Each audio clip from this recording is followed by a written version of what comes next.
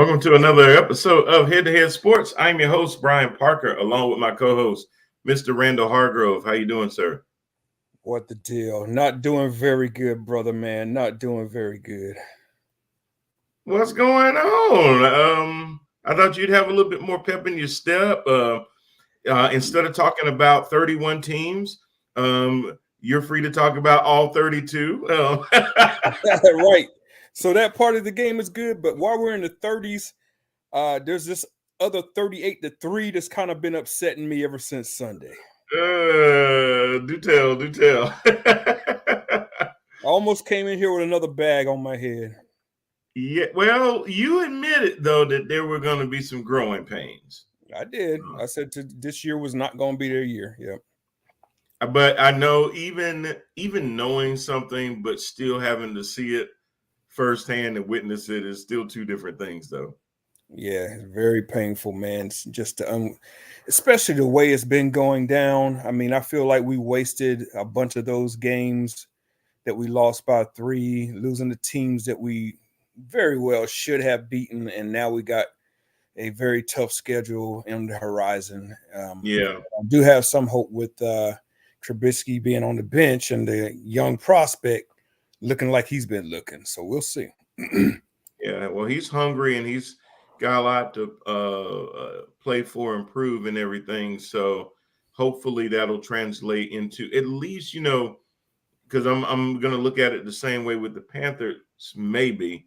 Let me just go ahead and jump in on the Panthers. So finally, I don't think anybody is surprised of the end result, maybe surprised of the timing that this didn't happen either last season or a game or two into this season where Matt Rhule was let go.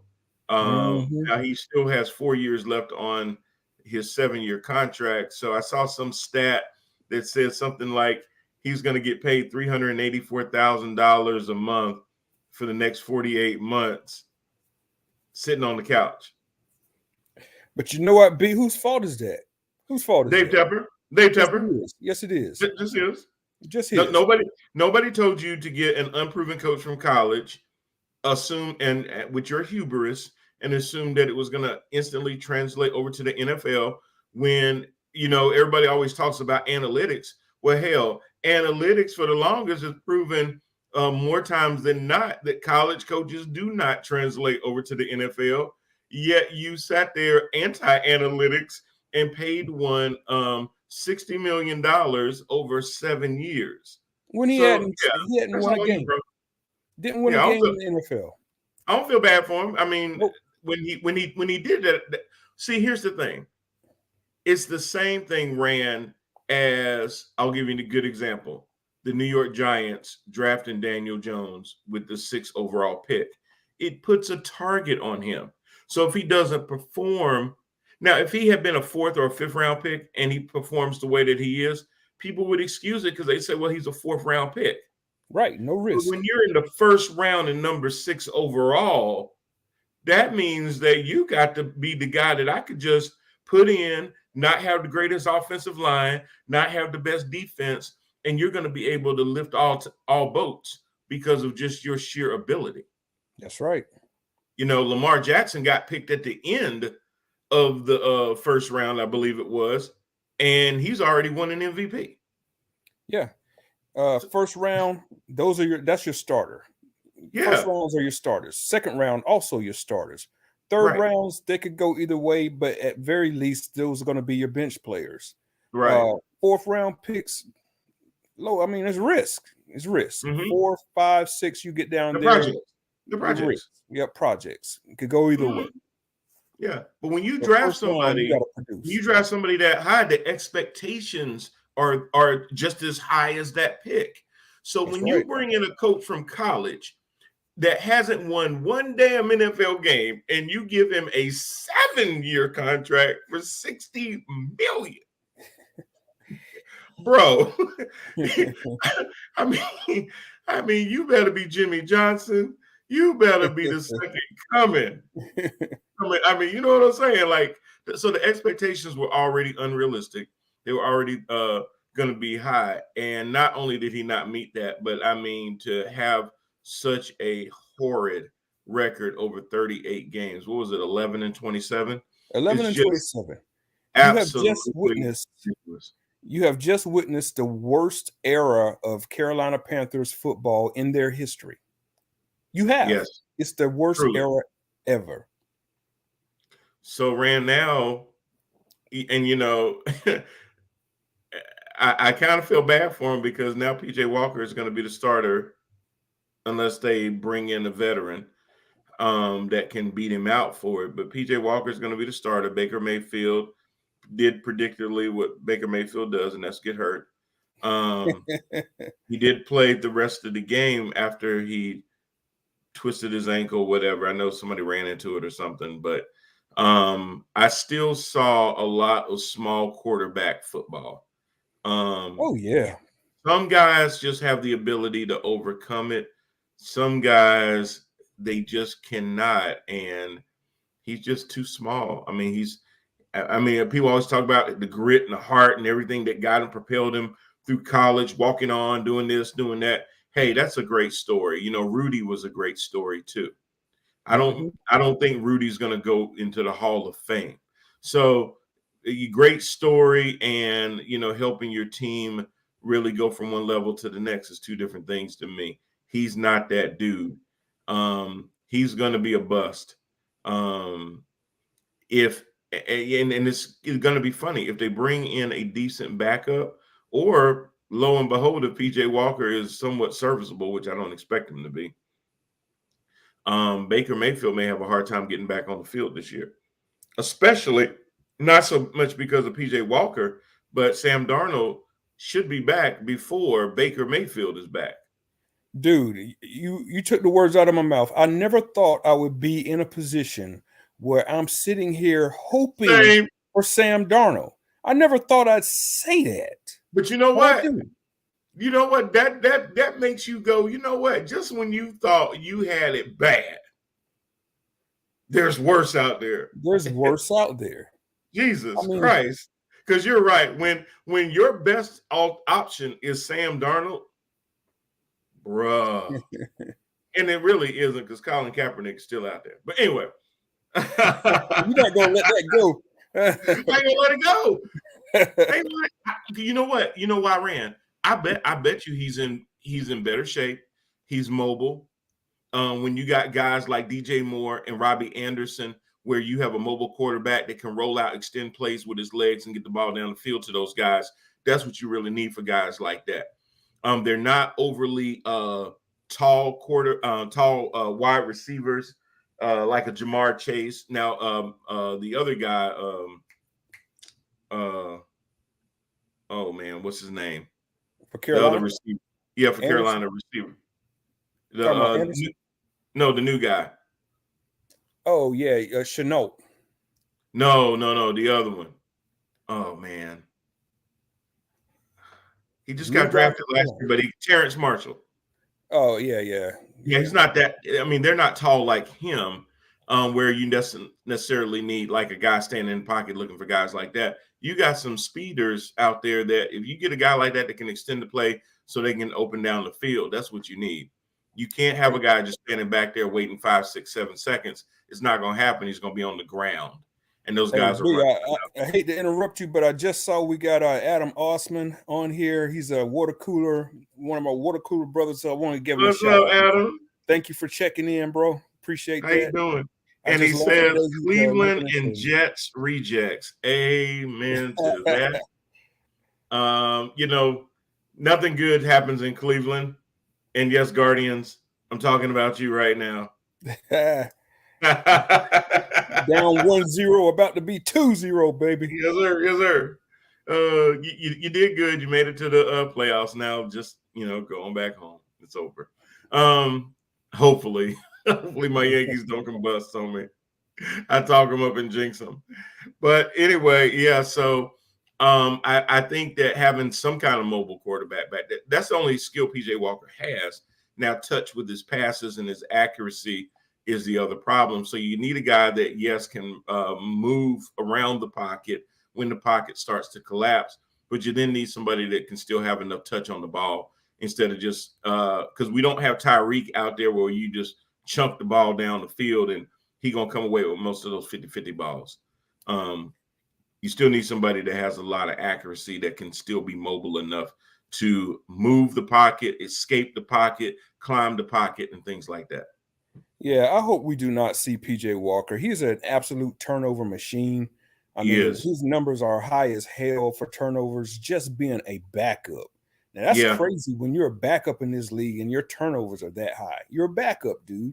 So he's a Matt Rhule project that played with Matt Rhule at Rutgers. So that's really basically the only reason he's even on the team still. So I'm hoping that they bring somebody in this week, please. I know it's getting late in the game. And I know the closer we get to Sunday, it's looking more likely that it's going to be Walker. But God, man, I just don't want to see that. I'd have Cam back here. I'd have Cam back here before I want to see that. Well, I agree, because at least what Cam can do is, here's my thing. And hopefully Steve Wilks, which, I'm excited about that, because, of course, Steve Wilks is a native-born Charlottean, played at Dub C.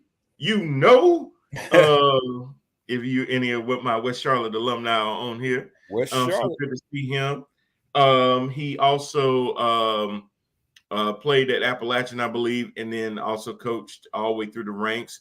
Was one of the coaches on the Super Bowl team. And then went to Arizona, got a head coaching job out there. Didn't last, but I think a year, right? Yeah. There was like some mess. Something about darker coaches only lasting a year. I wasn't gonna. They can go 11-27.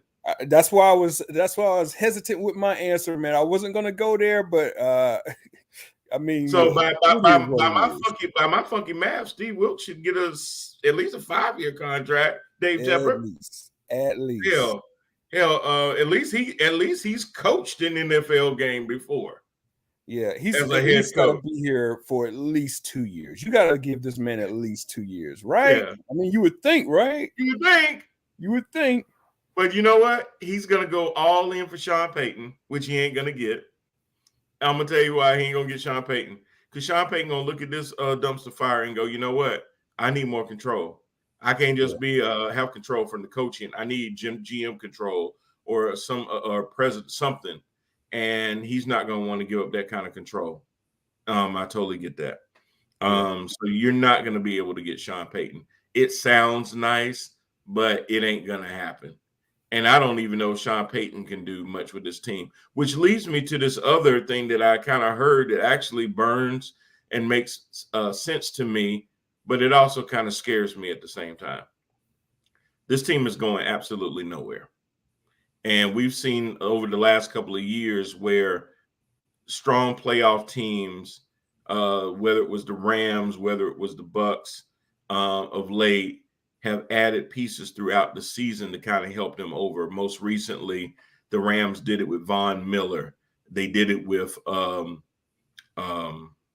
Beckham Jr. My question is, Rand, are we potentially looking at the Carolina Panthers having a fire sale before the trade deadline? There's been a lot of talk about that, man. You know, the number one name that's popping up is Christian McCaffrey and Brian Burns. That's another name that's been popping up. Now, Rand, not to interrupt you, but when Panthers players leave Carolina, where do you normally see them go? Well, Buffalo's already reached out for. That's it. They've already reached out for Christian McCaffrey. Yes, it's Buffalo. I would imagine Brandon Beane has like a separate phone line to Charlotte. Yeah, he's got a bat phone. It just rings automatically. He ain't got dialed the number. He pick up the phone. It's like the bat phone. Yeah, it's the cat phone. It's the cat phone. Because when they leave Carolina, most of them end up in Buffalo. And if Christian McCaffrey ends up in Buffalo with that running game that they already got and Josh Allen, just all the other teams in the AFC just move aside. Go ahead and send them to Lombardi now. Just move aside, yes. Because if you sit there and you have McCaffrey in that backfield that they already have, and you start doing what I was hoping Carolina would do this year, which they did do. And I'm glad they watched the show, which is put him in slot positions and things like that too, where he can sit there and run more routes, just like his dad did. They did that. They just didn't have a quarterback that could get it to him on a consistent basis. But Josh Allen having Christian McCaffrey run 5-6 yard routes and then yards after catch and all that stuff, I don't want that to happen. I really don't. But between McCaffrey, Brian Burns, what's up, my man, Joseph Lowry? Been hearing today from several insiders close to the team that CMC isn't available and they haven't actually had conversations. I hope it stays that way. Bills want too much. They want CMC and Odell Beckham Jr., nor is DJ. I hope it stays that way. Desperate team, teams get desperate as it gets closer to the trade deadline. Nobody wants to tip their hand too early because it reduces the amount of leverage that they have.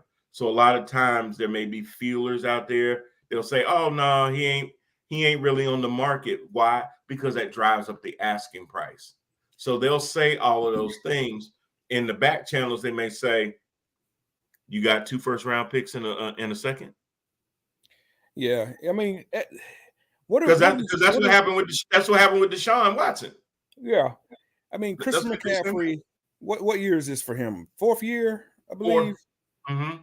So what are we really going to get in return for McCaffrey? Nothing because you're already looking at. Well, I think they already did an extension on him, so he's not really playing into his final year. I think they did an early one on him. Yeah, they did an early one on him. So what are you going to get? A 3rd-round pick? I mean, what is more valuable to the Carolina Panthers organization? Receiving a 3rd-round pick or being able to sell tickets with the face of Christian McCaffrey on them? Jose, well, for a few first we can talk, but you may get a second. Even if you walk away with a second, Joe, we were just talking about how 1st and 2nd round picks typically are guys that can normally impact your team a lot earlier than not. Anthony says CMC is not worth a second, not worth 2 first rounds and a 3rd. I agree. Yeah. But what you do, though, is you start the bidding war. You go ahead. Houston did the same thing with Deshaun. They said, no, he's going to stay on the roster even if we don't play him. No, he's part of this team. We ain't getting rid of him. How'd that work out? They do that because they know that as you get closer and closer to that trade deadline, and if you're a playoff team, if you are a Buffalo, I don't know who the hell in the AFC other than Kansas City. And I could see C-Mac and Clyde Edwards-Helaire. That would be hilarious. But if you feel like you are that one player away from a Super Bowl, yeah, you can give a 1st-round pick. Why? Because even if you keep your 1st-round pick for the following year and you make it to the Super Bowl or the AFC Championship game, you got the 27th pick. You got the 28th pick. That ain't going to do you any good.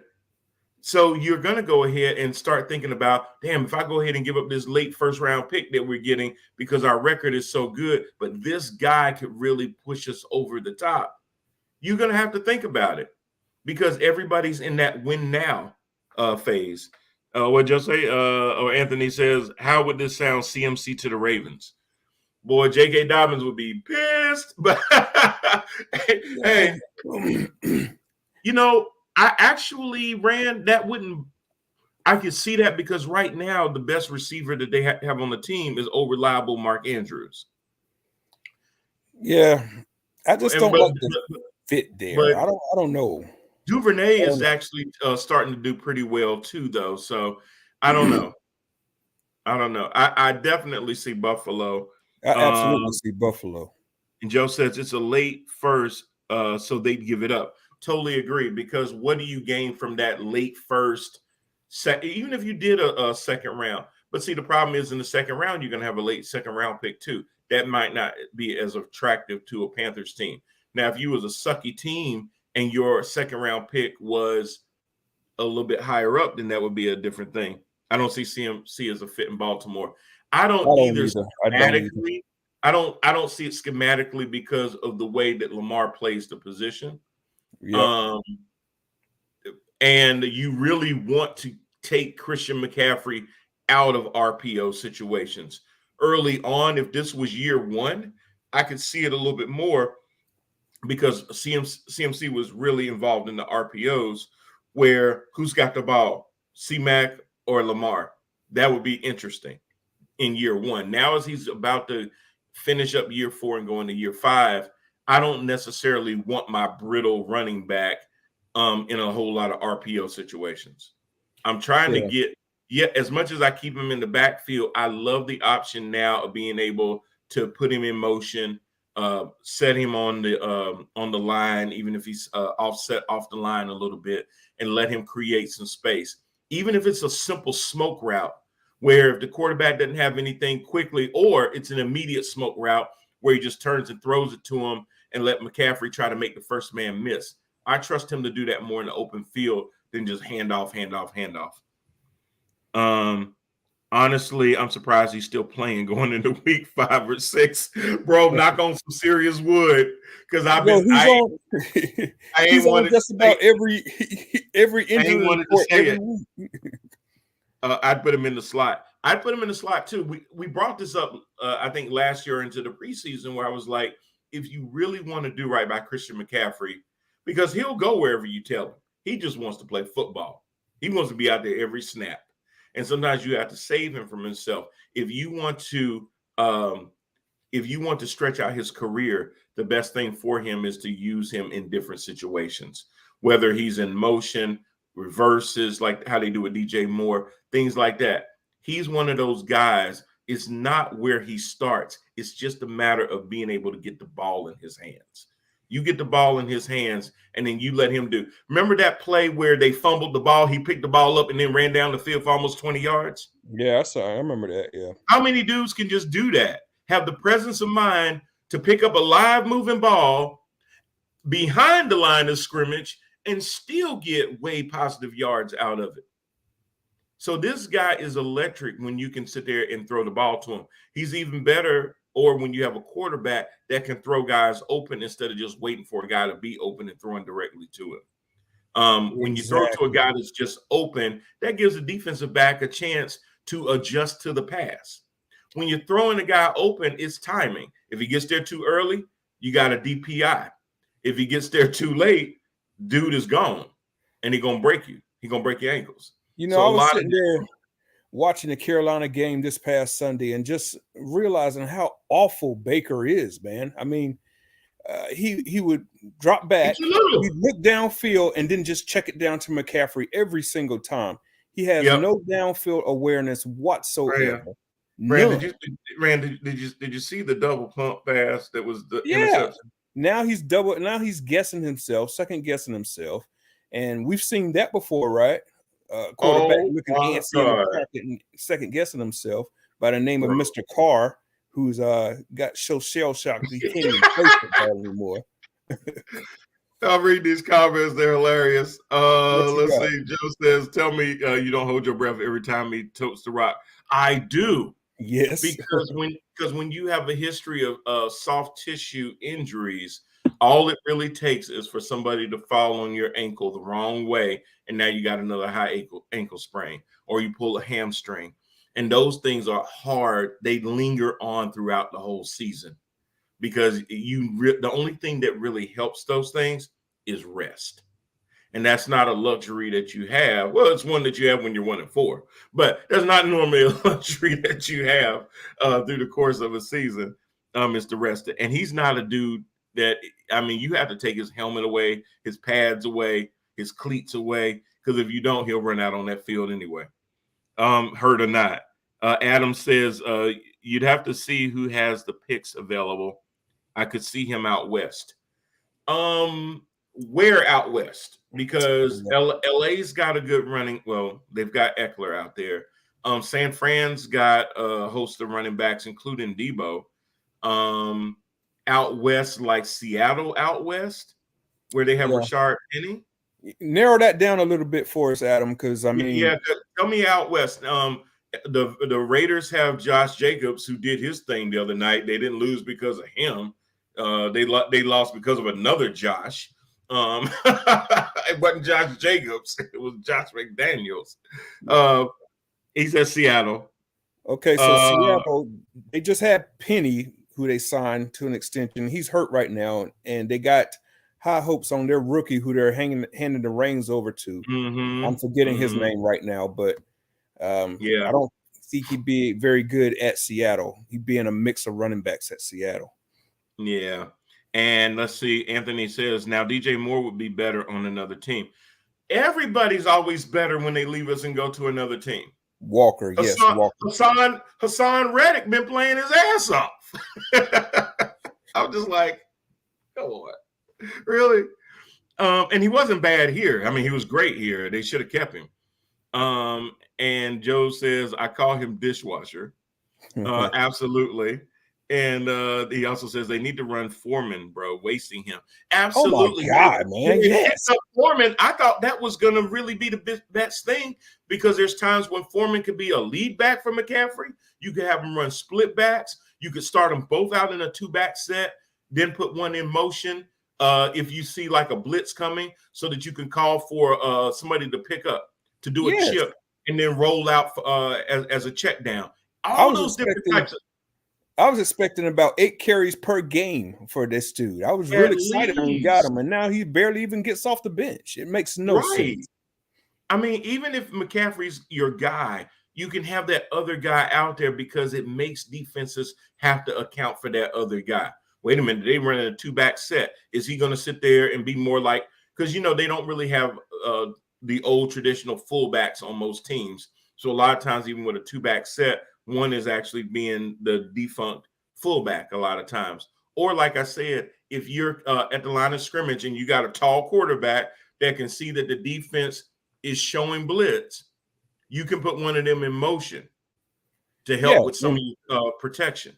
And Foreman can stay back and protect. He's very good at that. I don't know why they're not very good at that. So you're absolutely right, Joe. They are wasting him. Adam says, or a dome team. Yeah, what team? I mean, I'm listening. He's still talking about out west. I'm listening, bro. Because dome teams are like Minneapolis, Chicago. Those aren't Western teams. Then you've got Houston. God, yeah, we already talked about the California teams. Nevada looks good. So just thinking about it. Walker. What about Walker? Tell me about Walker. Walker is the current running back for Seattle. He just took over for Penny being out. Yep. That's their draft pick. I think they picked him up 2nd or 3rd round. He's their future, actually. So yeah, Anthony says Penny is out for the season. Right. Wow. Okay. Well, yeah. I mean, they need somebody. I don't know if C-Mac is. Well, you know what? I don't know. Seattle's done some things that I thought they were dead in the water. And watching Geno Smith, listen, I thought Geno Smith was done. And then there was Baker. Now we really know what done looks like. I mean, what's next? Teddy Bridgewater goes on a 6-game winning streak after his concussion protocol is over. God mighty. And then Joe says, I think we can definitely agree that McAdoo is lacking schematically so far. Bro, I was sitting there going, well, wait a minute. If you just got rid of Phil Snow, take Ben McAboo with you too. Take him. Look. I'll make it easy for you. You know how you see them little party vans going around town and everything? Get one big enough for Rhule, Phil Snow, Ben McAboo, Baker, and Sam Darnold, and PJ Walker, and call it a day. All up out of here. All of them up out of here. And, let's get some of them boys from Independence and suit them up. Shit. I'm done with these people. I don't think any team is going to make him a number 1 running back. I feel there are teams that will make him a number 1, because he's still. I mean, he's not even 30 years old yet, and he's just in year 4. Yeah, I think Arizona would. Yeah, Houston would too. I mean, Houston would too. Oh yeah, Houston easily. Plenty teams out there that have him number one. Houston would definitely make him. Yeah, injuries and such. No, I get your point with that, but they'll roll the dice and take a chance. Everybody thinks that, hey, if we get him in our building, get him in our training programs and monitor him or put him on a pitch count, maybe he's our number one guy, but he's not. Because the problem with Carolina is twofold. They play him 96% of the snaps. Now, I think if he's going to be out there for 96% of the snaps, it doesn't mean he has to touch the ball 90% of the time, but he needs to be a threat all 96% of the time. That's exactly right. Joe says Geno is balling, though. He is definitely, bro. He had a shootout the other day. They're scoring like 40 points in a damn game, and it's not just because of the running game. He's hitting Metcalf. He's hitting all them brothers out there. They're all I thought DK was going to be frustrated because Geno wasn't going to be able to get the ball down the field. Okay. Pete Carroll, I thought Pete Carroll was just being, the pompous ass that he is half the time talking about, oh, we're going to roll with Geno. It's like, okay, well, yeah, he's better than Drew Lock. I get that. But you really going to roll? You're not going to make a push for Jimmy G? You're not going to start Jimmy? They saw something this summer in training camp that we had no idea that he could do. Yeah, absolutely. Anthony, to really see CMC shine, have him as a number 2.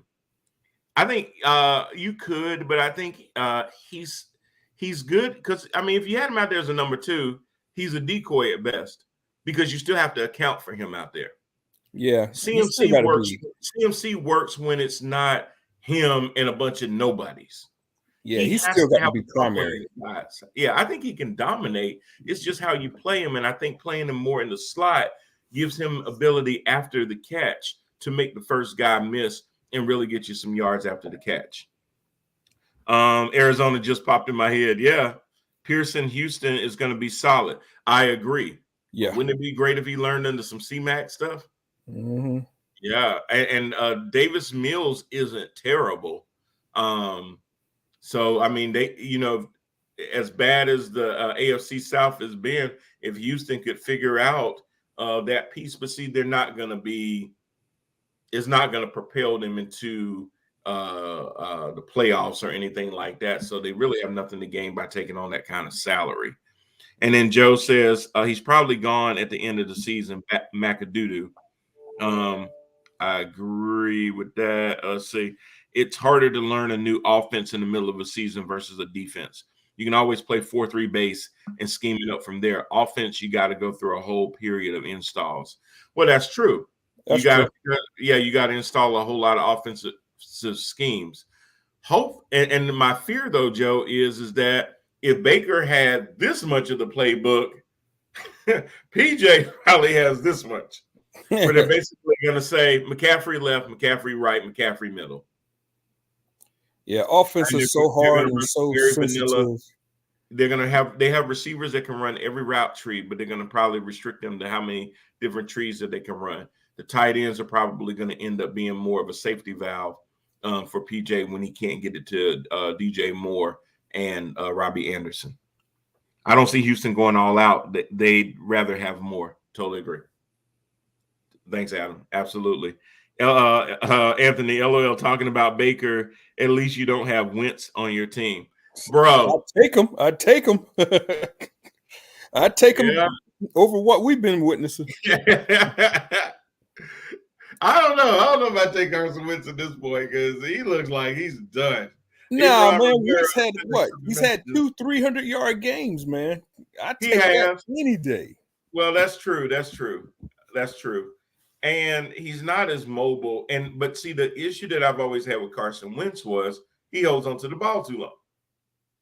And you just simply can't do that with a rookie left tackle. Do that if you want to. As good as I think Aquanu will eventually be, he has been getting a master class since game one. He was a little better last week. He was a little better Sunday. He was. But when you're playing the blind side of a right-handed quarterback, that on-the-job training can be a bitch. That's a lot.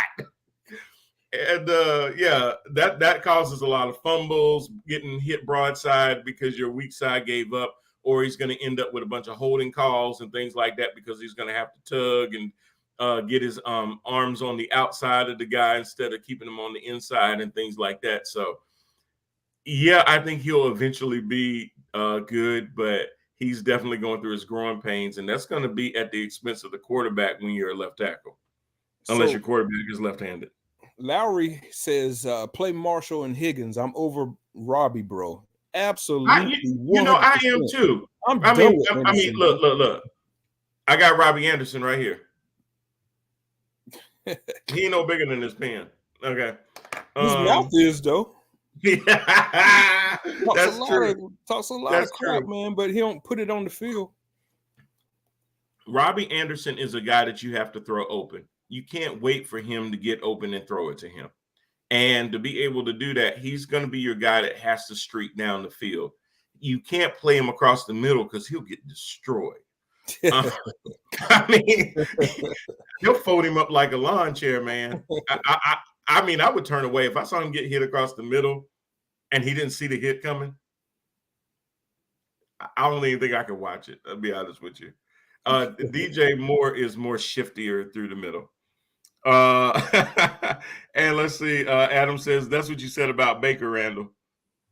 What I say about Baker? What do you say about Baker? And Joe says, but if you go by the pro football focus numbers, Icky has been top 5 the past few weeks. He's improving, no doubt. He is. He's going to have lapses. It's not like the whole game he stinks it up, which is why he stays out there. But he's going to have certain plays. Think about it. Week 1, he had what's his name from Cleveland, Myles Garrett. I mean Jared. Yeah. I mean he's had some guys on his side that, hey, that's baptism by fire for real. Yes. Adam says, how do y'all think of the incoming quarterback class? Definitely not seeing too many out there. Oh, you're not paying attention, my brother. You're not paying attention. This is one of the best quarterback classes in several years, led by probably Bryce Young out of Alabama. Everybody's going to be on that kid. So I like the quarterback at Appalachian State myself. I mean, for a smaller school, he actually looks pretty good too. What Adam was referring to when you said about Baker, you'd rather have him going back to Wentz conversation. You'd rather have Baker over Sam Darnold when we got Baker. I think we all kind of went there. As bad as Sam Darnold was playing, it's like, how can you play worse than Sam Darnold? Well, now we're witnessing how. So, and you know what? We've been fooled. You know that saying, "Fool me once, shame on you. Fool me twice, shame on me." Well, when Sam Darnold came, we thought, okay, get him out of New York. They were done with him. Maybe we can sit there and put him in our system and salvage him and everything else. And it was the same dude that was seeing ghosts in New York. So that didn't work out like we thought it would. And now the same thing with Baker comes, we think, man, well, he's going to have a chip on his shoulder. He's got a lot to prove. They just got rid of him for somebody that likes to always be in his feelings. Sorry, Deshaun. I had to do it. But so they already kind of threw him off to the side. They already talked about he's not that locker room guy. They needed an adult in the building and all those kind of things. So he would come here kind of with some motivation to be able to prove that I'll be able to take this team that nobody expects a lot from and be able to lead them to the promised land. And no, he's still the same height as he was in Cleveland. Let's see. Can we talk about Anthony says, wait a minute, hold on.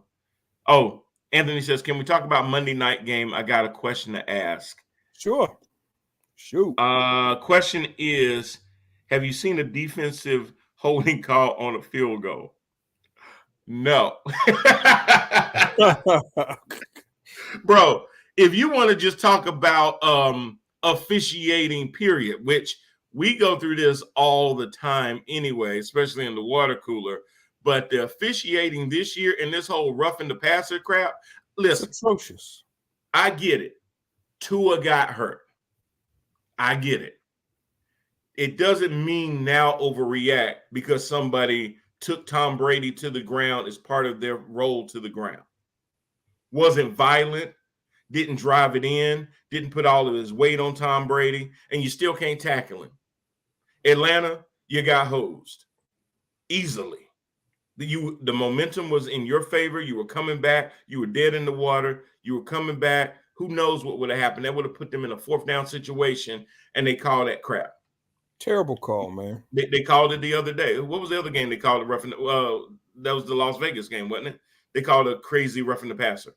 Yeah, the guy lands on Carr, but he puts his arm down to brace himself, so he doesn't put all of his weight on him, and it makes a very good play in stripping the ball, and then they call it a roughing the passer. So I mean, you already can't hit the guy below the neck, which is fine.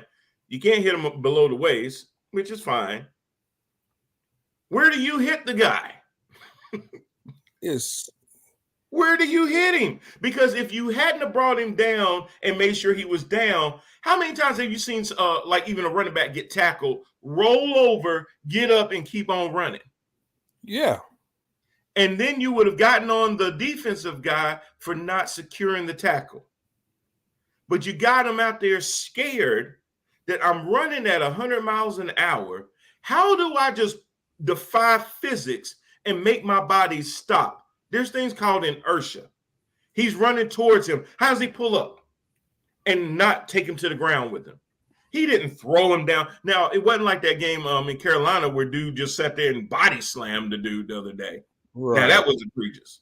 He was dead wrong. He know that was wrong. He didn't do that. He just, you know what it was? He touched Tom Brady. How dare you? Football, man. That's a tackle. That's nothing but a tackle. Now I will bring up something though that I heard Stephen A. Smith say that was absolutely correct with that. It wasn't so much how the defensive player tackled him, but Tom Brady, you looked up at the ref like, you gonna call that, right? And the ref did, yeah. Like, he wanted the call, and I'm like, wait, Tom, he just tackled you. He got Michael Jordan treatment, didn't he? Boy, man, he did.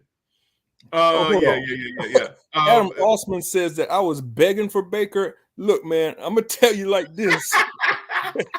Like the Real Housewives of Atlanta be saying, show me the receipts for that bullshit. Go back to the water cooler, pull the receipts for that, because I want to see that. Oh, Lord.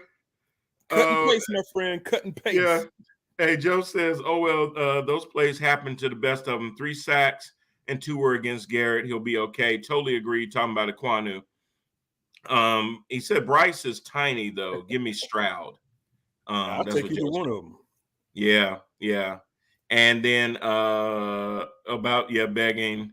He's emotional, LOL. Question. Saw that one. To be fair, I'm very anti-Cleveland. That's from Adam. Okay. Adam is a big Cincinnati Bengals fan, so he's anti-Cleveland. Oh, okay. Well, anti-Steelers and anti-Ravens. Okay. Wow. Well, AFC North, I get it. Yeah. And then Anthony says, now they called it on Brady, but when Patrick got sacked, it wasn't called. Mahomes. Yeah. Same fashion. Yeah, that's same true. tackle.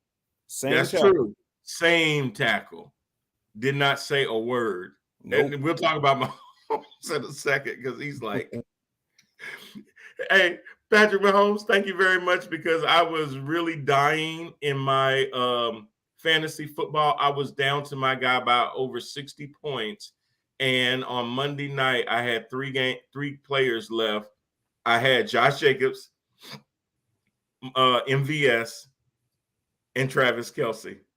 Thank you for the 4 touchdowns. Hey, man, look, Kelce is how I won mine, too. I was trailing by 18 points. I was worried about it. Josh Jacobs. Kelce went the hell off. Jacobs had like 40. Kelce had 40-something. Even MVS pulled out like 13 or 14. So I beat the guy by like 2 points. It was beautiful. I appreciate that. Kelsey had one of the strangest stat lines of all time. He had 4 touchdowns, but only like 23 yards. Yes, It's because some of them were crazy. 2 yards. I think the longest one was like an 8-yard or 5-yard pass. Yeah. Yeah. So I don't know what was worse: the fact that Kelsey can get open like that over and over again. Like you don't think that Patrick Mahomes in the shotgun is going to throw it to Kelsey on goal line circumstances. I don't know what film you've been watching. Adam says, "Yep, on Carr was so bad." Joe says, "Chiefs, Chris Jones." Adam says, "I'll dig tomorrow." Was probably me. Okay, but I'll yeah. dig So, tomorrow. I think he's in reference to finding some receipts. And oh yeah, yeah, yeah. He it was gonna dig them probably receipts. me. I don't think it was you that I beat, Adam. My opponent was AJ. So yeah, it wasn't you. Yeah, it's been a mess, man, especially with this fantasy. But yeah, that just kind of buttons up the whole Panthers thing. Any input on your Steelers, or it was what it was? Yeah, man, it is what it is. I was impressed by Kenny Pickett. I thought he looked very well in between the 20s. Now he's gonna have to do better in the red zone. But again, it was Buffalo's defense. So what are we talking about here? Anthony said, I was playing someone who had Patrick, and I was praying to stop for touchdowns. Woo! And Adam is clowning you over Pittsburgh. At least he didn't say Schittsburg. But hey, don't give him no ideas. That'll be next. Adam, you didn't hear that.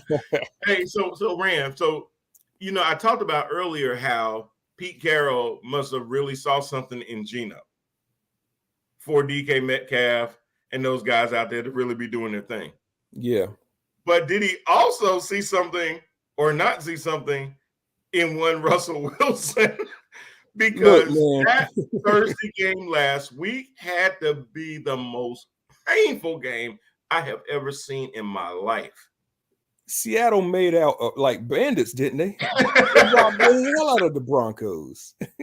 Boy, I mean, I bet you the Broncos, they signed Russell Wilson, everybody's celebrating, they throwing parades. We got Sierra, they all happy. They sold him a Mercedes Benz with a V4 engine. Yeah. And an oil leak. You sold him a Bentley that got a Gremlin engine in it. Because it's done. It's a Ford found off road dead. That's what it is. But yeah, back to your point, man. That was one of the worst Thursday night games I've ever seen. It was terrible. 12-9. Damn. Just watching that was bad. And then watching Russ, it was probably the worst game I've ever seen him play in his entire career. Does it now make it look like we understood why a couple of games ago the coach went for a 60-yard field goal instead of 4th and 5 with the ball in Russell's hands? Yeah, I remember that. I mean, it makes a lot more sense now. I could definitely say that, because the decision that Russ is making out there is just terrible. I mean, I remember okay, so he's in the red zone, right? I'm trying to remember the situation. I want to say maybe 9-9, or maybe they were up 9-6 or something to that effect. Yes. There was only a few minutes left in the ball game. The defense has been basically punishing Seattle all game, right? So instead of just running the ball, he tries to do some heroic pass in the end zone that gets picked off. And the guy that he's picking on is one of the best corners in the league. It's like, what are you doing? Well, yeah, because what happened wasn't it Gilmore? Wasn't it Stephon Gilmore? Gilmore, yeah. Threw to Gilmore. Now, I think he threw to Gilmore twice. Three times. Yeah, 3 times.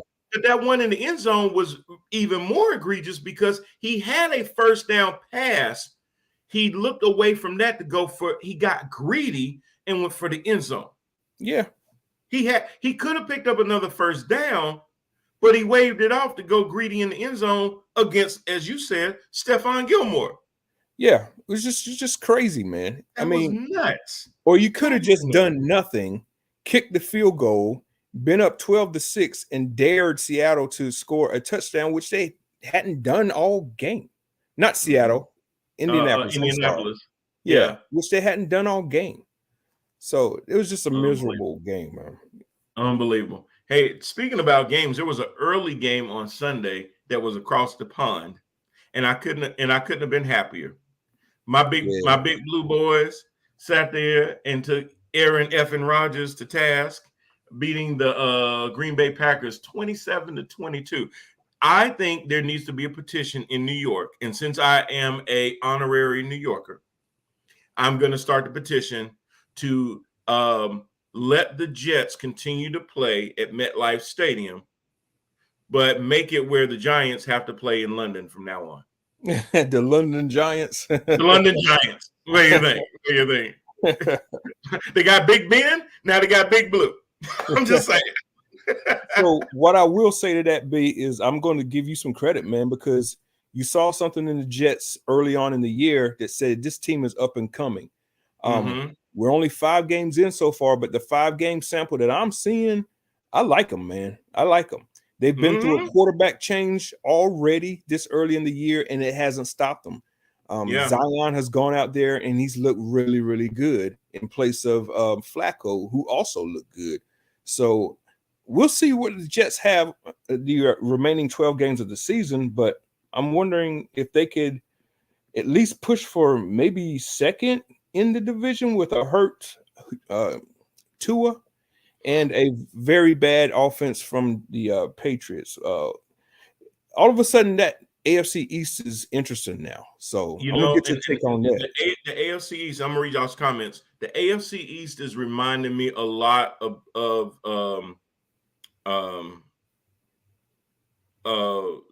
how when New England went down initially, I said, hey, Buffalo, your window is now. The Patriots are hurt. They're down. They've had a stranglehold on that division for so long. If you're going to win, it just can't be the AFC East. You got to make it to the championship game. You got to get a Super Bowl in there because the Patriots won't stay down forever. We know they may limp. They may look like they're dying off, but just like every Halloween movie, he keep coming back. So it's going to happen. Same thing with the Jets. You've been bad for so long that now is your opportunity to start making changes. I still don't believe the Jets will finish last in the division. I don't know who it's going to be, but I think the Jets are going to be in the mix. And Adam says, any credit to Carroll being a good coach? He's done pretty good for a while, or does he live in that Super Bowl forever? So Carroll was kind of in the same situation on a smaller note to me, Rand, as the whole Belichick Brady thing. It was who made who. Did Russ make Carroll look really good, or was Carroll really that good? And Russell kind of did the same thing that Brady did and say, you know what, Brady walked away from his coach like that, and I think it's really more of me. And I think if he really trusted me to pass the ball more, because Russ really left because Russ wanted the ball in his hands more instead of handing it off. And Pete Carroll said, no, we are a run-dominated team. We run to set up the pass. Russ wanted to pass to set up the run. So to your point, Adam, in my opinion, it had to kind of play itself out to be able to see now that they're separated who seems to be doing well, because anybody, if you just said on paper, who would you rather have, Russell Wilson or Geno Smith, I think you would have to be smoking some funny crack to say Geno Smith. But the eyeball test through the first 5 games of this year tells me that Geno Smith is a way better quarterback. Hands down. Pete Carroll is proving. I mean, as a matter of fact, let me see. Geno Smith is ahead of Russell Wilson in passing yards. Yeah. And touchdowns. Geno has passed for 9 touchdowns and 2 picks. Russell has passed for 4 touchdowns and 3 picks. Yeah, so he's a much higher rated quarterback too, because that QBR is really where it's at, not just the passing yards. But correct. Yeah, the QBR. Point, I mean, I think Carroll is proven, and he's proven it again this year. He's kind of like that Mike Tomlin, that no matter how bad the roster, he could get that job done still. So Well, and the thing that to me that makes a coach a really good coach or a great coach is looking at the talent that you have. Even if you come in and you're a defensive minded coach or you're a run ball dominated coach, being able to look at your personnel and adapt to your personnel to put them in the best opportunities to be successful and not be so headstrong on I like to play this way, even if my personnel doesn't match that way. And I think he's getting the most out of Geno. This is the best that I've seen Geno be. And it's kind of disturbing to be able to say, hey, he's been around this long and he's having this much success now when he came out of West Virginia looking really, really good and just didn't really stick anywhere because maybe he just needed Pete Carroll. Yeah. So, yeah, I'll definitely give Carroll a whole lot of credit with that. Anthony says Rodgers is really missing Adams. He is. Well, you got to think about it. He threw to Adams damn near every time he took the ball in shotgun. Yo, he's missing the receivers that are currently there too. Doing a lot of missing with that. He's doing a lot of missing. Yeah, definitely. Adam says the Jets are young and a motivated coach. Robert Saleh, outside of Dan Campbell, if the Jets continue to play this way, it's going to be Dan Campbell and Robert Saleh for Coach of the Year considerations. Absolutely, man. And both of those teams, when I saw them, I was like, you know what? They're going to be competitive. They're going to be in games. You're not going to be able to just show up on Sunday and call them an easy out. They are going to fight. They're going to claw. Even if they end up coming up short, you're going to know that you played them that day. That's right. You're going to know. And that's one of the craziest teams that have to play like that. Anthony says, plus the Jets have a top cornerback that shuts down players. That Sauce does help. Gardner, baby. Sauce Gardner. Yeah. Put some sauce on it, baby. Put some sauce. Kane score 2-1. Thanks for the update. Opening night in NHL, I take it. Yeah. Opening night, I already told my wife, I said, this is a really terrible time for female unless they're a sports fan, because we're already into the NFL season. We're in the college football season. NHL is starting up. We're in the Major League Baseball playoffs. The NBA starts right around the corner. I said, you guys are effed. You're done. You better start watching head-to-head sports and maybe get a little bit of come up on what's going on so you can at least talk to your man more than 2 hours a week. Best time of the year. Yep, for the Canes. Best time of the year. Cool. But yeah, so that was crazy, Rand, just to kind of see that the Jets, the Giants over the Packers, definitely a good game there. Daniel Jones, 21-27, 217, no touchdowns, but most importantly, no picks. Saquon Barkley still running well, only had 70 yards rushing, but then he also had another 36 receiving, so he went over 100 all-purpose yards. Saquon is looking good. He's looking real. I thought he was done too. He goes back to what I always said about when guys have high ankle sprain injuries. It's not normally the year they come back. It's that following year, as long as they don't have any setbacks, that you really start to see them come back to their former self, because it's a soft tissue injury. Jets over the Dolphins was crazy. It was. The first play of the game for Miami, Bridgewater gets a concussion, goes into the tent. Then they have to play the rest of the game with Skylar Thompson, who, to his credit, threw 33 times, only had 166 yards, which tells me that was a lot of dinking and ducking. Because he only hit 19 of those for 166 yards, no touchdowns, one pick. They really relied heavily on their running game. Mostert, who had come over from San Fran back, had 113 yards rushing. Even Tyreek Hill, 2 carries for 13 yards. But you can see the difference between Tua and Skylar. Tyreek only had 7 receptions, 447 yards, no touchdowns. So Tua is another guy that they're going to miss, but it's going to be a while probably before Tua touches the field. I don't see Tua back in the month of October. And in my opinion, it'd probably be closer to the middle of November. That's right. If he comes back. So they are definitely going to miss him. And this is why the Jets, when you play your division rival, it's even a bigger game because it's like going up a game and a half on your division rival because now you've beat them in head to head. And it's a divisional game. So that'll help you out when it comes to seeding, when it starts looking at wild cards and things like that. Now, I don't think the AFC East is one of those divisions where you're going to get multiple teams out of the division when you talk about the playoffs because the AFC West is stacked. Yep, but I do remember you saying also, and I said it too about the Detroit Lions, that they might be progress this year with the Jets, but they might not make the playoffs. Correct. But there'll still be some progress over last year. So I think Definitely something to build on. Absolutely. Yep. Absolutely. I totally agree. Like, I'm still, in my opinion, the Jets are still a little bit off from really getting into the second seed of division. I really see the Bills.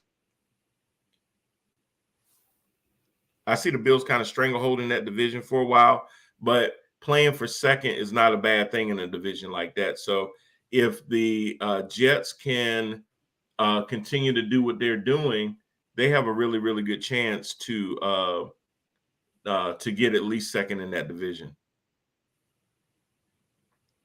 Right. I think I don't know if it's my internet or what, going in and out. I apologize, guys, if it's getting a little choppy.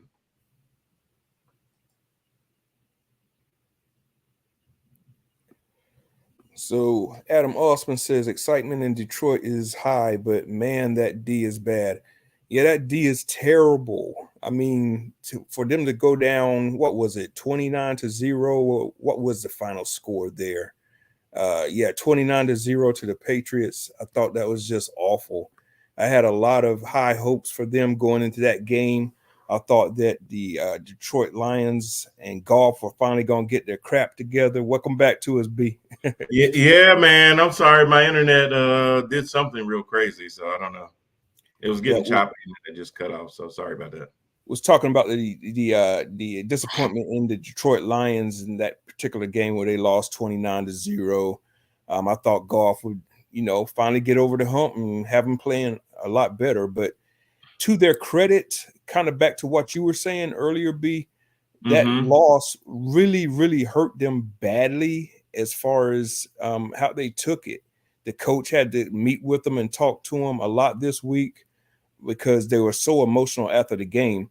And I was just thinking, I would rather have that in a young team than to have the Steelers go out 38-3 and be smiling and taking pictures after the game was over. Oh, yeah. I don't know what is happening in Pittsburgh, but Tomlin's going to need to get those boys back to 90s and early 2000s football because the TikTok generation, I'm not for it, bro. Yeah, no, even when you're improving, you're going to have a lapse here or there. This is going to be their lapse. I think they'll rebound from it. I'm not too worried about it. It was a little disappointing to see all the momentum that they gained to then take a loss to the Patriots, who have a lot of issues themselves. It was just the Patriots' day. It just was. To not put up any points is definitely disappointing, but it was just the Patriots' day. Jared Goff has looked better this year than I've seen him in quite a couple of years. He didn't throw any. He threw one pick. He just didn't throw any touchdowns. He just couldn't move the ball when they really needed to move the ball. That was really their biggest thing. But I think they'll rebound from this. I don't think this one game is going to define them for the rest of the season. At least I hope not. I hope this is going to be more of an anomaly than it was actually anything to see. Adam says, got to trust Belichick in New England. He doesn't lose often. We'll see. Better get used to it this year. Yeah, Jermaine, thank you. The feds are watching me now. That is probably true. I didn't say any Black Panther stuff like you do on our main show on Thursdays at 6 p.m. Head to Head with Brian Parker, in case y'all tune in, where we have more political leans and things like that, where we do say some controversial things. And Jermaine's internet normally goes in and out during that session, which makes me think that the feds and the black helicopters circle his house, waiting for him to start saying some crazy stuff. But anyway, and Anthony said, don't let them hard knocks fool you. Yeah, they were part of Hard Knocks. That is definitely true. Let me think. One of the other games that we saw, and let me go ahead and get into it. We said the same. Hold on. Anthony said, I'm excited. No, I'm about to cut Kyle Pitts. He's not doing nothing for me. Well, is it Kyle Pitts or Marcus Mariota? It's Marcus Mariota. He sucks, man. But I get it. But I get it, though. When you have a player that's ball dependent, yeah, bro, I get you. I totally get you. I remember going through years of having Brandon Cooks on my team because he's a burner, but they ain't have no quarterback. And I was like, okay. And then Adam said, we said the exact same thing about Bill Belichick last year. They did okay. Adam, you're making me want. So you're a Cincinnati Bengals fan, but you're Belichick. Okay. Anyway, okay. I ain't touching that third rail, Adam. You do you. But Rand, you know what? This is going to be the most painful topic I bring up. What you got? So we talked about when your quarterback goes down, backup, and I brought this up last year too. The value of a backup quarterback in this day and age is exponentially higher. We saw what Tyler Huntley did when Lamar Jackson went down. He actually increased his stock value to the point that when teams started thinking about bringing in a quarterback, hey, should we reach out to Baltimore and see about Huntley? I know exactly where you're going, and I know why it's painful, but go ahead. Yes, sir. You definitely know why it's painful. But because I'm going to have to say something that I don't want to say. But it's true. Jesus Christ. Let me prepare my ears. Cooper Rush, you are doing a hell of a job with those Dallas Cowboys. Yes, they're 4-1 right now. And as much as I hate to hear it, the How Bottoms are getting louder, man. I'm hearing How Bottoms, and one of my How Bottom friends texted me the other day, out of the blue, Rand, how about them Cowboys? And I said, bro, you ain't played nobody. I said, your most quality win, if you want to call it that, was Cincinnati, and they've not been the same team that went to the Super Bowl. Yep.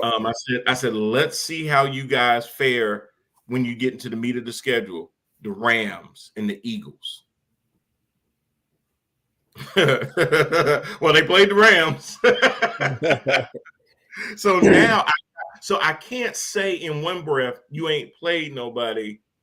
And I like I told him, I prefaced it by saying you can only play who's on your schedule. So if you had a bunch of nobodies front loaded on your schedule, which you normally do every year, and get everybody excited only for the letdown, then that's one thing. When you start to get into the media, because remember, the Cowboys had this great record against losing teams, but had a losing record against winning teams.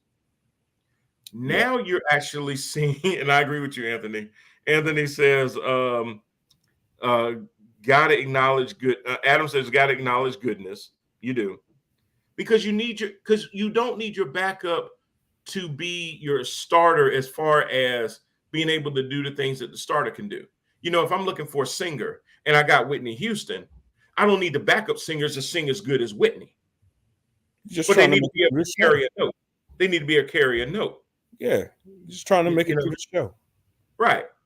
And I'm sorry, I'm bringing up a dead singer now, but because of the dynamicness of her, I could have brought a Mimi or something like that too. Adam says, I don't like him at all. I like him. You know why I like Cooper Rush? Because he knows who he is. He knows what he can do. And I think he was talking about Belichick. Play a bunch of hero ball. He does what it is that he's comfortable doing, and he doesn't make mistakes. I think Austin was talking about Belichick on that statement. Oh, I don't like him at all. Okay. But when you have that backup like that, him being able to stay within himself, still have a good chemistry with the team is all that you can ask for, and to just keep the chains moving without having to sit there and, some quarterbacks, when you got a CeeDee Lamb on your team or something like that, you try to press too hard and you try to get him the ball every time you look. He's your hot read automatically, but you then try to throw in the tight windows, throw in the triple coverage and things like that. In other words, you morph into Baker Mayfield. He's not doing that. He's playing very clean football. I'm watching how he plays, his poise in the pocket. He doesn't ever seem to be rushed, pun intended. He really feels like he has a command. Being in that pocket and having that presence. It's a calming fact because then everybody else doesn't feel that either. And that's good leadership too. So I'm going to have to take like another bath today talking about the Cowboys like this. Now, their defense was always good enough to keep them in games, but you're going to at some point need your offense to do something. Man, and if y'all don't give Tony Pollard that ball some more, I don't know what's wrong with y'all. Did you see that 50-yard touchdown? He broke everybody. Sure did. Yep. Bro, give this man the ball. Find different ways to get him the ball. That's just wasting too much. Anthony says Cooper Rush is the Jimmy G of the Cowboys. Hey, Jimmy G made it to the Super Bowl. Yeah. Hey, I'd take him right now in Carolina if he can get me to the NFC Championship game or a Super Bowl appearance by being the Jimmy G of Carolina. Come on over, bro. I'll take you. Anthony also says, let's not sit here and say Cooper winning games. It's the defense and Pollard. Well, I'll say this to that, Anthony. When you're a backup quarterback, what's wrong with that? I mean, right. You're supposed to lean on the strength of the team. Just come in and be serviceable, not try to go out there and win games. Right. I have to give Cooper that credit. You don't want your team to win in spite of Cooper. And you don't want them to lose because of him. That's right. They're not doing either. You're right. The defense was always ahead of the offense and dominant. The defense was always going to keep you in games. I saw Micah Parsons play hurt out there and was still raising hell. Yeah. They still couldn't block him. So you always knew that was going to happen. But when Dak comes in, Kellen Moore forgets that they're running backs on the team and goes pass happy. Now, Kellen, I understand that you guys are paying Dak over $40 million. I get that. But you got to do what's best for the team. When he comes back, I run it the same way. Yep. Now, I can say this coming Monday night, all you Hal Battles out there, y'all about to be silenced. And I can't wait. I'm going on right now. I'm going to say it right now, B. Yeah. Dallas, you getting that ass whipped. So is this the game that finally Cooper – because, listen, up until now, Cooper Rush can do no wrong. I mean, this man could probably walk into any restaurant right now and get a free meal in Dallas. Yes. You know what I'm saying? So I get that. Will that be the case on Tuesday? No, they're going to be checking Dak's thumb progress come Tuesday. They're going to say, Dak. And now, there's been some talk, too, and I kind of believe it. I think the person that's rooting for the Eagles more than anybody is Dak Prescott. Oh, yeah, I can see that. Because he wants his job back, and I think the only way right now that there's going to be any interest, because remember, Jerry at first started talking about, oh, yeah, he'll be back in 4 weeks, and you're going, there ain't no way in the hell you break your throwing thumb. You're going to be back in 4 weeks. You can't grip the ball, and defensive players are sitting there swatting at you. They're going to hit that thumb and re-aggravate it. There's no way in the living hell you come back in 4 weeks. He did that to stop the panic because he's a salesman. We all get that. But he also didn't anticipate probably that Cooper would play so well. So I'm not saying he has a Dak Prescott, Tony Romo thing. I'm not saying he has a Tom Brady, Drew Bledsoe thing. I'm not saying he has a Justin Herbert. That wasn't Geno, was it? No. Was it Geno? That was in San Diego that they got the cracked puncher. No. That was Tyreek. Tyreek, yeah. So I'm not saying it's going to be any one of those situations, but you ride the hot hand. Can a quarterback lose his job to injury? Hell to the yes, he can. Don't ever let nobody tell you that. That's an old cliche that need to be buried somewhere. You can lose your job to injury. I don't think that overall they're going to turn away from Dak. But if Cooper Rush is being serviceable and getting you there, it basically you say, hey, Dak, just give it another week. We'll be all right. Plus, do we really want to bring him back during the week where we play our arch rival Eagles in Philadelphia, right? In Philly? Yes, it's in Philly, and not Yeah, Tyrod. I'm sorry, Tyrod. Tyrod Taylor. Yeah, Yeah. Tyrod Taylor. And now, do we play him in Philly against that defense and risk him getting hurt, re-aggravating it, and Cooper has to finish up the rest of the game? Or do we just let Cooper play in the game? If he struggles early, do we bring Dak in? I don't think we're seeing Dak at all. So, if he's on the active roster, he's an option. But I agree with you. I think that defense from Philly is going to disrupt Cooper Rush's time, and I think they're going to stack the box and they're going to say, Cooper Rush, you're going to have to beat us this game. We're not going to let Zeke beat us. We're not going to let Tony Pollard beat us. We're going to sit there and make you throw the ball. And he can throw the ball, but they're going to make him do that. We want to see if CeeDee Lamb won't drop the ball. 88. How about that? Okay. I was Rand. I was Rand, Adam. The Eagles this week. I was Rand. So that comment was in reference to me saying he was talking about Belichick. He's saying I was Rand. He was talking about Belichick, not talking about quarterback. Got you. And Anthony said, I'm sorry, we already read that. Adam says Zeke got paid and don't care. Well, he should care because he got the one contract, but the other one's coming up. And if they start to sniff that he's on the other side of his peak and Tony Pollard's performing the way that he is, Zeke could be a free agent next year. Now, they really couldn't do it the first couple of years because they front-loaded that deal where he got a lot of that money early, and it counted against the cap with so much dead money that if you would have cut him, you would have sat there and ate up a bunch of salary. So it didn't make sense. Same thing that they did with Amari. They didn't cut him early because they just paid him over $100 million, and that would have cost them a lot of dead money on the cap. They really let Amari go when it was more financially expedient for them to do that. So a lot of times it's about timing. Ain't no ifs and ain't no coulds with that one. Zeke's time in Dallas is dwindling. It definitely is, and it could be sooner than later. That's right. Herbert injured and still playing okay. Absolutely, Anthony. With torn rib cartilage, Justin Herbert is still Justin Herbert. I'll ride with Justin Herbert, every day. He's that guy that's going to give you that certain throw in a game or 2 or 3 or 4 throws in a game that a lot of other guys can't make. That's why you pay those guys in the upper echelon a lot of times, because that's what you need them to be able to do.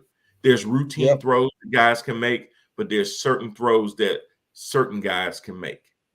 It's only him and Mahomes that have basically come out of college their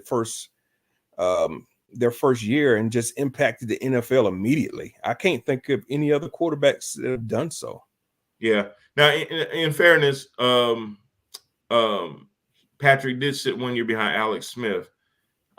He did. That's right. But he was ready to go. Herbert would have done the same thing had Tyrod Taylor not gotten that puncture to one of his lungs or something like that. Yeah. But then he lost his job to injury because then Herbert came out first game, second game, third game, and was balling so much that Tyrod, hey, hold on this clipboard just a little bit longer. Go ahead and heal up. We want you to be 100% healed, knowing damn well he wasn't going to play another down with the Chargers. Yep. Week 17. You still look a little injured to me, man. Yeah.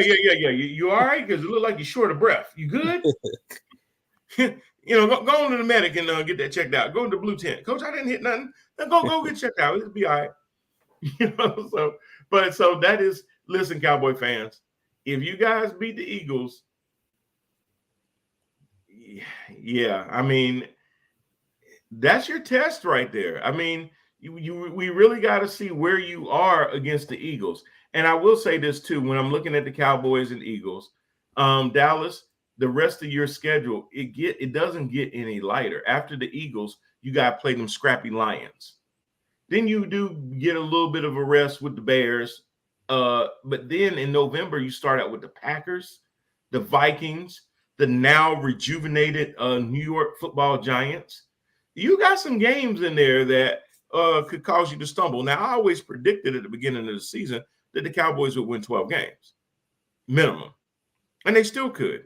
And you probably and you will be in contention for the NFC East, but I think Philly's going to win the East. Like I told my how about them friend, the issue that I have with the Cowboys is if you don't win the division, are you a top 3 wild card team?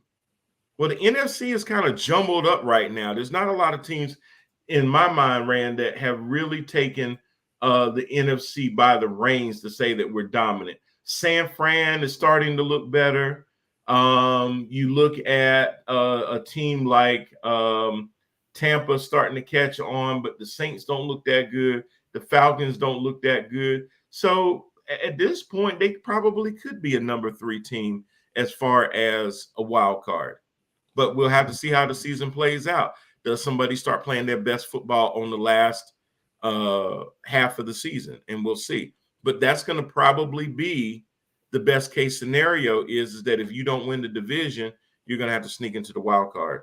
Adam says, I don't see many beating the Eagles as long as Hurts is healthy. I agree with that, which keeps the pressure on Dallas to keep winning. But every time Dallas loses to an NFC East rival, that puts them further back. That puts them further back than a regular game would do.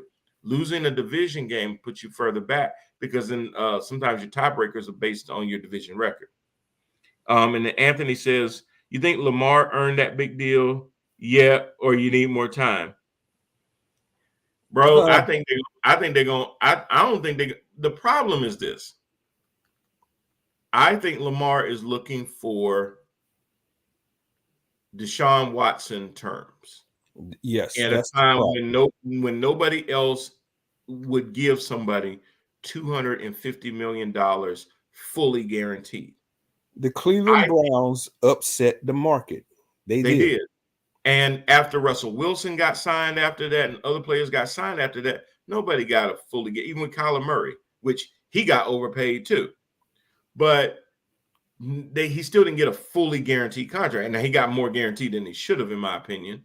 But giving somebody $250 million fully guaranteed, me personally, I wouldn't give Lamar Jackson $250 million guaranteed. Man, hell no. He runs too much. Exactly. The way he plays, I mean, it's already an occupational hazard. But the way that he plays, did you see him play at the end of that game where he basically willed them to win because he did it with his legs? Yeah. You want to give that $250 million guaranteed? Yeah. Good luck with that, bro. What I would do, Rand? If he don't sign, I'd franchise his ass. I'd franchise him too, and eventually let him walk. That's what I would do. But I'm going to get at least 2 good years off that franchise tag off of him. Adam says he's silly for not taking the money. I totally agree. Absolutely, he's silly. See, this is what happens when you don't have an agent. And I get it. You don't pay the agent fees and stuff like that. Because you need to go play. Let your agent listen to all the criticisms about your game and everything else. Because when you sitting there listening to that as your own agent and stuff like that, you take that stuff more personal. Let your agent do all that behind the scenes work. I know you got to pay your agent commissions and stuff like that. I totally get that. But it's well worth it once you get. Oh, and I popped out again. But he's looking into your best interest doing that. I think every time Lamar plays this season, he is potentially putting himself in harm's way. Big time. I mean, there's betting on yourself. I don't think that's betting on yourself. I think you're betting against yourself. And every time you make it to another game, you just keep, it's like playing Russian roulette. I pull the trigger, nothing happens. Does that mean that I'm good or lucky?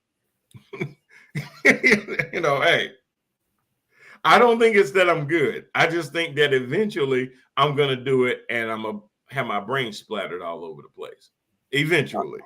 I don't mean to talk about nobody's mama, but Lamar, stop taking advice from your mama. Hire somebody. hire somebody, please. Adam says can't play and run a business, bro. You got to pick. Once the season starts, you got to be all in, and that's why. And to his credit, he did say once if we didn't get it done by such and such a time, it is going to have to be handled in the off season so he can focus.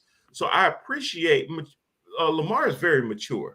He does understand certain things, but I think that the expectations that I'm just going to play myself into a long-term, fully guaranteed deal, bro, that it's unrealistic as hell. You don't need that. They're going to franchise you and make you one of the top 5 paid quarterbacks, which right now would put you in the $50 million range. Yep.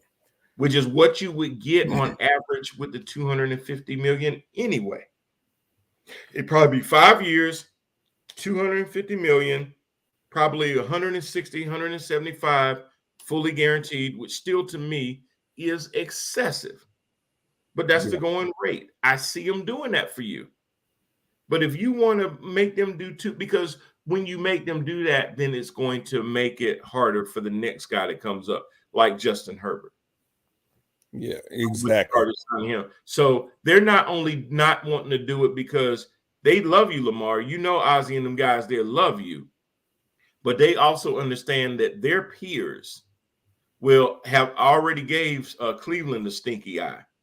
They don't want to be in that too, because they rely on those other teams and the relationships that they have to be able to make trades and do stuff like that. Ain't nobody gonna want to F with Cleveland after they did that mess. Yep. I got to get up out of here and run, man. What's your game of the week this upcoming week? Yeah. Oh yeah. I'm sorry, it's 9:30 already. My bad. My game of the week. I'm sorry, Anthony. I'll read your. Kane scored 3-1 in the third. Okay. And then Anthony says Lamar says he's not playing under the tag. That may be true. Tyler Huntley is not a bum at all. I'm going to say that my game of the week, Rand, is going to be, it's got to be the Cowboys and the Eagles. It's a prove-it game. It's a Sunday night game. That's going to definitely be a good game. Also, a 4:00 game against the Bills and the Chiefs is going to be must-see TV because it could be an AFC Championship preview. Good God, that's going to be a game, man. Those are my two as well. I will be checking to see what the Steelers do with Pickett's first home start with the Buccaneers. That's going to be interesting at 1. But yeah, man, come 4:00, I'll be checking out the two you just mentioned, and 8:00 later on. Cowboy fans, y'all getting ready to be quiet. Yeah, man. Facebook going. We're gonna have to check Facebook, make sure the connectivity is okay. I ain't gonna hear no how about them. I bet. Now, if they do win, though, Rand, I'm not getting on Facebook because it's gonna be unbearable. This will be their Super Bowl if they win this game. You right. And we know how that happens in October when they do that. What happens in November? And lastly, our programming note, we won't be on next week because I will be on a boat in the Caribbean somewhere. So we will be back for the 26th to recap and talk about that. So luckily, by the time the Cowboys lose, I will probably be in the Dominican Republic at that time. But I will be watching the game. Do trust and believe. Thanks, awesome. Adam. Really appreciate you, brother. Anthony, Rand, appreciate you. As always for coming in and everything. We will see you guys next week. Y'all take care. Thanks so much. Safe travels, B. Yes, sir. Appreciate you. Thanks.